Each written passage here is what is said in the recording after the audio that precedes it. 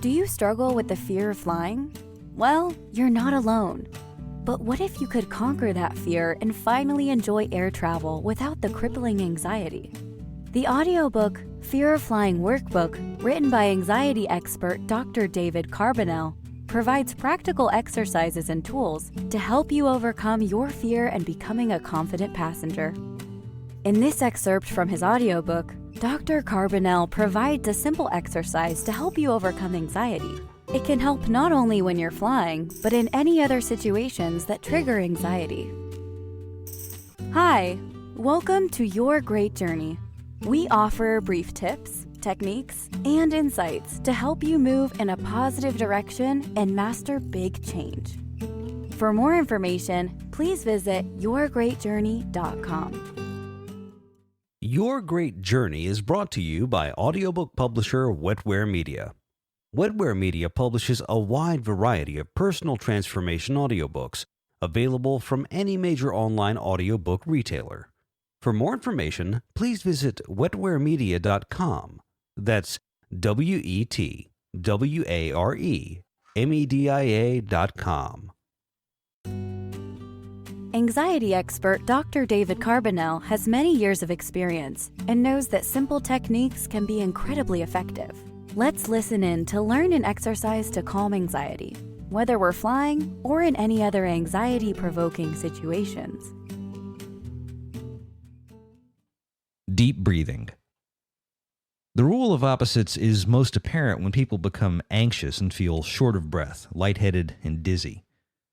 Is that a symptom you experience, either on board a plane or while worrying about a trip? If it is, I'd like you to try a breathing exercise now. Maybe you've already heard so much about breathing that you're sick of it.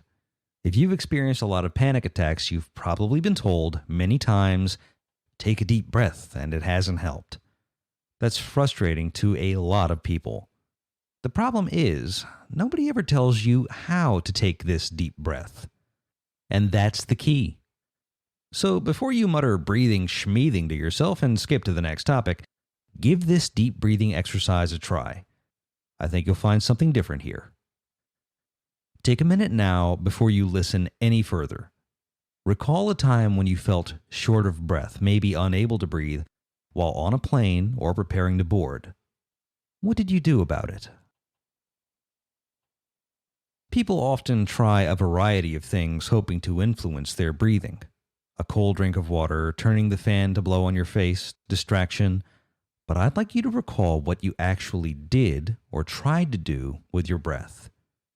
What did you do with your breath? If your answer was that you took a deep breath, or tried to, then I'd like you to do the same thing now. First, put one hand on your chest and one on your belly, right at your belt line. Use your hands to notice what muscles you use to do the breathing. Take that breath the way you did it before, just once, before you listen any further. All done? What was that breath like? What muscles and what part of your body did you use to do the breathing? Here's what most people do in this situation when they're anxious and having trouble catching their breath. They strain to inhale, and even though they have the right idea of taking a deep breath, what they actually do is take a very labored, shallow breath from their chest. They pull that breath from their sternum at the center of their chest and raise their head and shoulders toward the ceiling as they do. They don't actually take a deep breath. They take a labored, uncomfortable, shallow breath, one that tenses the muscles of their upper body. But without giving it much review, they think of it as a deep breath, probably because they're putting so much effort into it. It's not a deep breath. It's a tiny breath they try to force into the top of their lungs, one that will make them more uncomfortable rather than less. What works better is the opposite of that. A gentle sigh or exhale that relaxes the muscles of your upper body and brings your shoulders down, followed by an inhale that's accomplished by pushing your belly out. Isn't that surprising? Your brain is screaming at you, take a deep breath. And yes, that's a good idea. But first, it works better to give a breath away. Want to try it now? Follow these instructions, pausing the recording as needed. 1. place one hand just above your belt line and the other on your chest, right over the breastbone. You can use your hands as a simple biofeedback device. Your hands will tell you what part of your body and what muscles you are using to breathe. 2. Open your mouth and gently sigh, as if someone had told you something really annoying. As you do, let your shoulders and the muscles of your upper body relax in a downward direction with the exhale. The point of the sigh is not to completely empty your lungs, it's just to relax the muscles of your upper body. 3. Close your mouth and pause for a few seconds. 4. Keep your mouth closed and inhale slowly through your nose by pushing your stomach out. The movement of your stomach precedes the inhalation by just the tiniest fraction of a second, because it's this motion that is pulling the air in. When you've inhaled as much air as you can comfortably without throwing your upper body into it, just stop.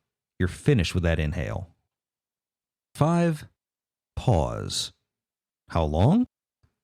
You decide. I'm not going to give you a specific count because everybody counts at a different rate and everybody has different lung sizes. Pause briefly for whatever time feels comfortable. However, be aware that when you breathe this way, you're taking larger breaths than you're used to. For this reason, it's necessary to breathe more slowly than you're used to. If you breathe at the same rate you use with your small, shallow breaths, you'll probably feel a little lightheaded from overbreathing, and it might make you yawn. Neither is harmful, they're just signals to slow down. 6. Open your mouth. Exhale through your mouth by pulling your belly in. 7. Pause. 8. Repeat steps 4 to 7. I'm not telling you anything new here. You used to breathe this way all the time before you got away from it. If you want to see some world-class belly breathers, check out some newborns or young children. Their tummies go out and in as they breathe. That's how we're born to breathe. The rule of opposites works for something as purely physical as breathing. Your instinct is to gulp air in rapidly from your chest. It'll work better to do the opposite, to first gently exhale. Then you are in position to do what you wanted originally, to take that deep breath in comfortably from your belly. The rule of opposites also works well with lots of other anxious responses on a plane. Remember the businessman in Chapter 3 who gripped the armrest? What did that do? It didn't make him any safer because the seatbelt was already holding him in far more effectively than he could with his forearms. It did, however, increase muscle tension and signal to his amygdala that something must be wrong. It promotes anxiety rather than reduces it. What would work better? Letting go of the armrest and getting used to relaxing your arms. The opposite of your gut instinct. Fearful flyers often watch the faces of the crew for any sign of concern or trouble. What does this do? If people could do one simple check and then feel relief, that might be useful. But more typically, they keep checking throughout the flight, the same way a dog phobic watches for a dog as he walks home from the train station. The constant checking makes them more, not less, nervous. The dog phobic doesn't feel any relief until he gets in the house, and the fearful flyer doesn't feel relief until he gets off the plane. What would work better?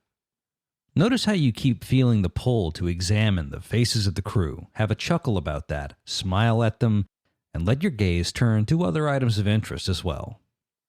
Or be playful and make a game of it. See if you can identify the crew member who's most likely to have a nervous breakdown before the plane lands. Thanks for listening to this excerpt from the audiobook Fear of Flying Workbook.